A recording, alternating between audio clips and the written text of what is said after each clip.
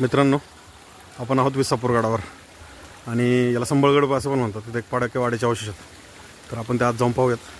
प्रचंड पाऊस पडतोय आणि या गडावर धबधब्यांचं प्रमाण पण खूप जास्त आहे. वरती चढताना आपल्याला जी धबधब्याची वाट लागली होती, तर आता इथं आत चाललो आहे आपण.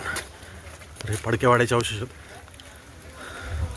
पाहू शकतो आपण. हा अर्धवट बांधकाम दगडी आणि त्याच्यावर साचलेलं शेवाळ. याचं कारण हेच की इथं पडणारा प्रचंड पाऊस. जवळपास एक 3 ते 4 हजार स्क्वेअर फूटमधला वाडा आहे आणि त्याला दोन्ही बाजूनी दरवाजे आहेत. तिकडनं एक आहे, इकडनं एक आहे.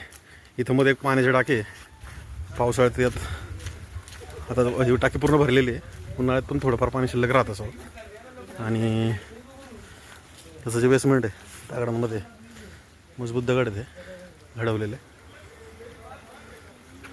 तर याच्या बांधकामावरून आपल्याला या गडाची संपन्नता समजते. संपन्न असा गड होता आणि पावसाळ्यात नैसर्गिक संपन्नता खूपच जास्त.